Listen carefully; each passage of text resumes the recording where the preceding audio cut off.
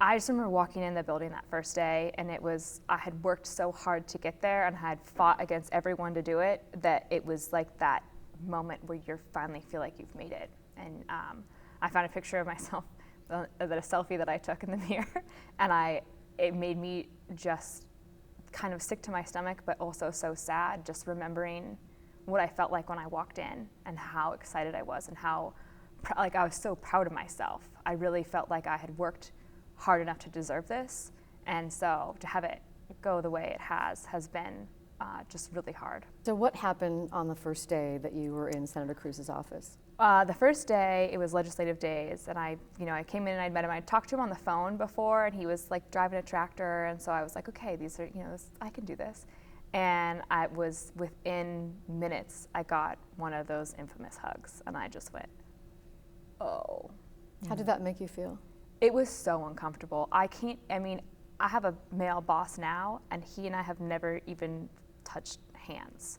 So to have that first impression to be this long side hug, and it was as he was, we'd met, we'd shaken hands, but then it was as he was introducing me to someone else, I think. It was just this big, like, pull you in and kind of keep you there feeling. And it was so familiar.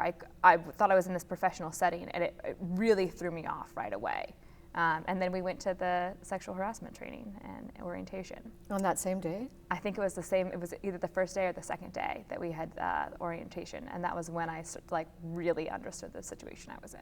Was he there at the training? Yeah, we walked over from the Capitol. You walk over to the university, and so I walked over with his chief of staff, and I think I saw him. He was there somewhere, and then that was when she was introducing me to other people.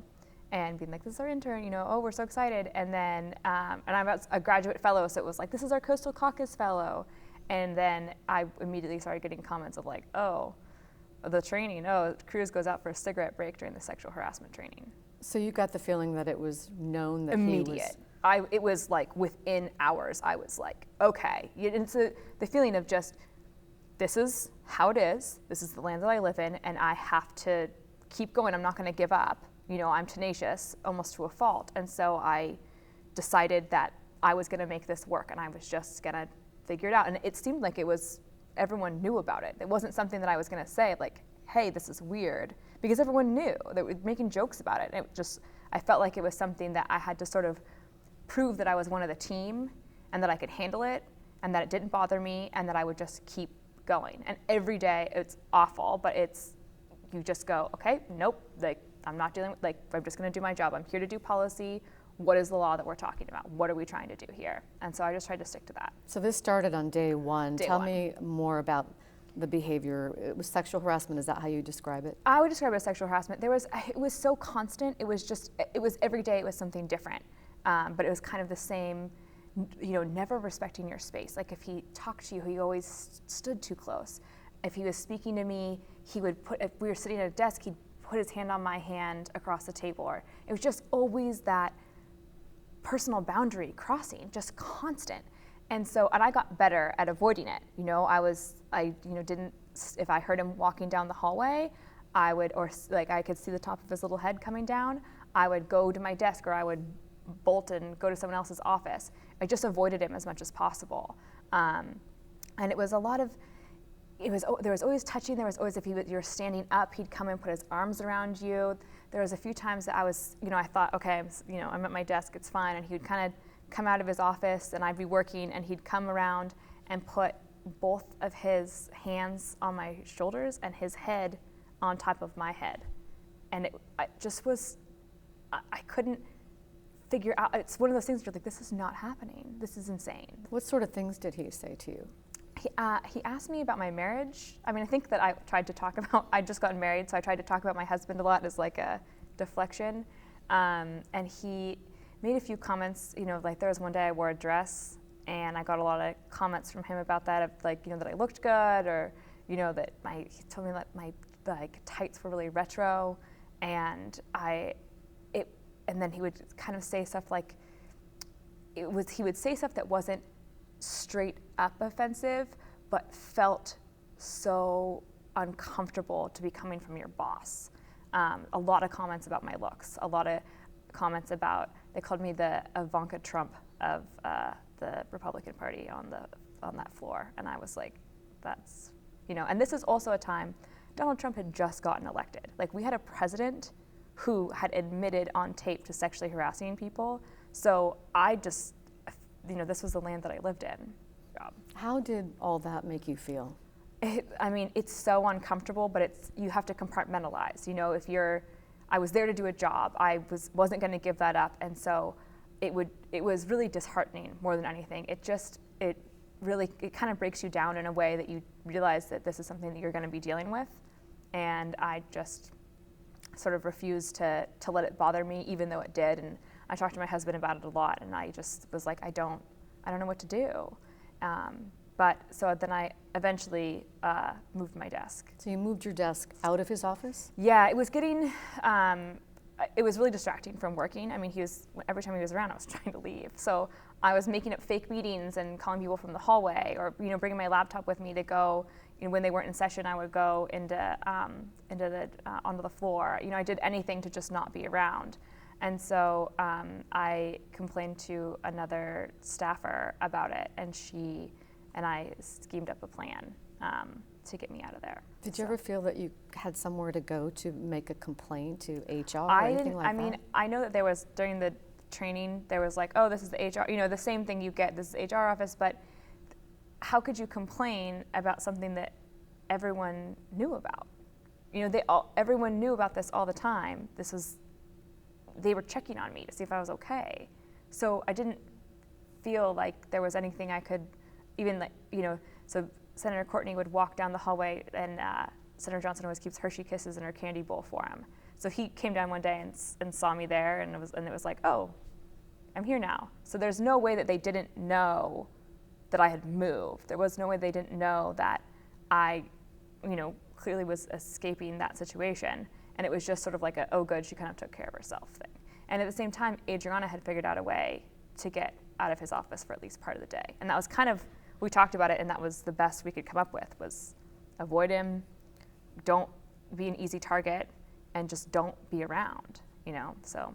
So you didn't feel like legislative leaders protected you at all? There was no, the best that I got was Senator Johnson letting me come hide in her office, but there was concern, but there was nothing that anyone really seemed like they thought they could do about it. So how would you describe, while you were there, the legislative culture? Very Mad Men, in the worst ways that you can think of it. Is just that there was so many just icky comments. And I thought maybe, I've been in law school with a bunch of, hippie nerds, so maybe I had been in this bubble and I'd forgotten what the real world was like at first, but then it just, a lot of, within the staffers, a lot of, sexual comments about stuff, just kind of a boys club feel, in that way that you realize, oh, I can't say anything. There's no way I'm going to complain about this, because I would look like I wasn't a team player. Is that surprising to you, because we have a female governor, female attorney general, female House Speaker? It definitely shocked the bejesus out of me that it was so like that. And there were areas where there were really powerful women, and that it was better. It definitely was, and it wasn't like that in front of them. But where I was, it was consistently like that. And it was, people would come into Senator Kruse's office and talk about lobbying and, their sex lives and all kinds of stuff that was so uncomfortable to be around. And I just kept being like, this is so unprofessional. Well, I thought that I had broke into this inner circle of the most professional people that were out there, and to have it be this locker room mentality it was just gross. So you went and did testify at a legislative committee recently, because they're looking at some bills to make some changes. Was that hard for you to speak up and testify? I almost ran out of the room 3 or 4 times. When I couldn't sign my name in, just the idea of putting my name on paper, there's been this whole time this fear that they're going to know who we are, and that's going to affect our career. But for me, that's already happened. I can't get a job answering phones in that building. And so that had already happened, and I kind of wanted to confront everyone and say, listen, I know what this is like on the other side. You're trying to make bills and talk. It's like talking about women and how they report and what happens. what you're talking about us, you're not talking to us. So during the legislative testimony, you said that any future career you might have in the legislature was now ruined. How? So I've attempted to, follow up on my contacts at the legislature, and I haven't really heard back in a way that is, I'm overqualified for some of the positions, and it's been, at the risk, I don't want to put anyone in a bad position, because I don't think that some of the decisions that are made directly by the people that I was talking to. I think that there's a lot of influence in that building. I mean, it's a building that is run by relationships more than anywhere else in any industry ever. So I think that because my name is public, people are very cautious to have me anywhere near them, just because I've participated with Bully, because I spoke up, and because of what happened. No one wants anything to do with me. What do you think it did to your reputation? I mean, we know that that's part of what happens when you report about sexual harassment, is that now I'm seen as difficult or unwilling to be a team player. And, a lot of the political jockeying is about trust. And it's about trusting that the person that you have in your office isn't gonna talk. And I talked. And I just think that I am in a position of sort of whistleblower. And, it's frustrating, because I would, if it was about a bill or if it was about something else, I haven't talked to except for you now. You're the first reporter I've talked to. I've never said anything. I've just told the people that really I thought I trusted to make an investigation and make good decisions. And just over and over again, I have gotten crickets back from trying to follow up on contacts. What changes do you want to see at the legislature? What do you think would work? I think that a strong policy about retaliation would be the first step. That not only anyone who reported about Kruse, anyone who's reported about anything, in all this investigation, Bully did an investigation and found that it was a hostile work environment. There's substantial evidence. So anyone that's participated in that should be protected from retaliation. We shouldn't be terrified that our names are going to come out because we said that something happened to us was wrong and made us uncomfortable, and made us not want to come to work. You should have that kind of protection. So a strong retaliation policy. And there's all this talk about the equity office, and they want to have this investigator and this officer and stuff. But this is what I testified about when I went in of this, because it seemed insane to me that the person who is supposed to be investigating this stuff answers to the committee, who could be someone who's harassing them, and then you have to go, basically, that's their boss, and you're reporting them. They set their salary. They have complete control of everything. They're telling them what policy to make. And it just, to me, seems like they really don't understand. And if they do understand, they're trying to protect themselves from something like this happening again, instead of actually addressing it the way it needs to be. And I trust Bully. I don't know what the legislature's quite huge beef with that report is, except for that it's never fun to be told you're not doing something well. But I would say Bully should be who they would trust to investigate stuff. They did a wonderful job for me. And they've been very understanding. They've kept me in the loop every time. I've gotten a phone call personally from someone that's investigating the case to tell me that something's going public, so I'm not, at work waiting for, God knows what to come out of the news. So you would describe it as a hostile work environment? I would. Maybe not for men, but definitely for young women. And I think it's just this attitude of, why would you care? Oh, it's the same attitude that we've seen for years, and I'm sure you've experienced, of why would you care? We're complimenting you. Why would you care? How is that bothersome to you? Why is someone hugging you? That's nice. I've had people tell me, like, he hugged you. That's a nice thing. It's a nice thing to be hugged. And I was like, not always. Not when it is scary and inappropriate and uncomfortable and completely inappropriate in a work situation. And did you feel like legislative leaders allowed all this to happen? Yeah, it was clear that everyone knew about it. I don't know how they didn't know about it. When he was taken off his committees for smoking in his office, but it's like they put two young women in his office. It's like having big alligator that's in a swamp, and I felt like we were just live chickens they were chucking in. It was, no one cared. And then once we were there, no one checked in on us. It wasn't like we talked to him. It's clear that he'd been told not to touch women before.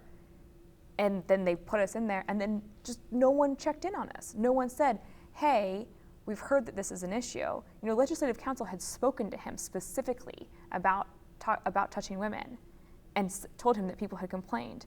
But no one from that office ever contacted us to say, hey, we told him about this. We're just following up to make sure he is abiding by what we told him to do, which is not touch you. And that was all we wanted.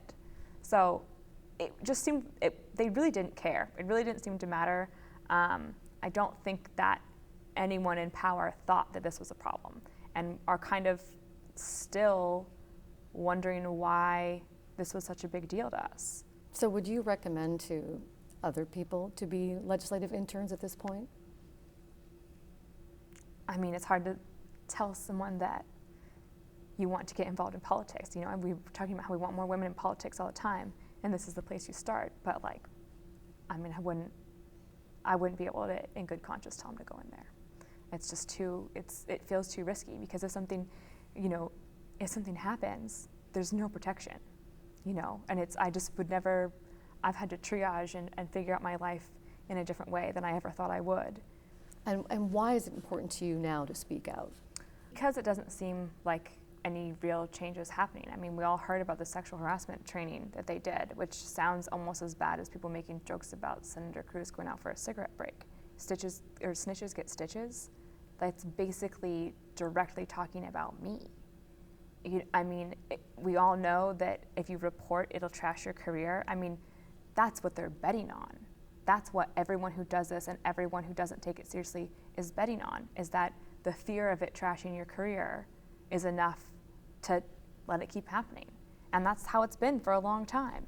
And if Senator Gelser hadn't gotten sassy on Twitter, it really wouldn't have. It would have never come to light. I don't think, I would never have been able to speak up, ever.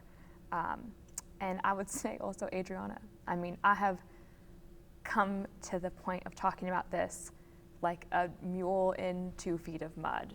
I haven't ever wanted to talk about it. I didn't have words for a long time.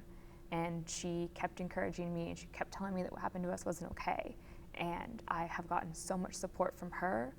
And since I've sort of baby stepped out and talked to other women that this has happened to, I've gotten so much support from other women that have told me similar stories, that have corroborated what I said, that you realize that this is something that is a huge problem, and that because it's so hard to talk about, none of us knew about each other.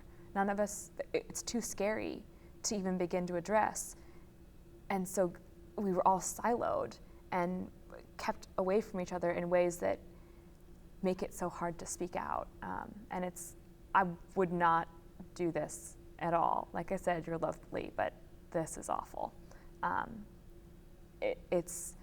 I feel like a little snail without a shell right now. It's just so exposing.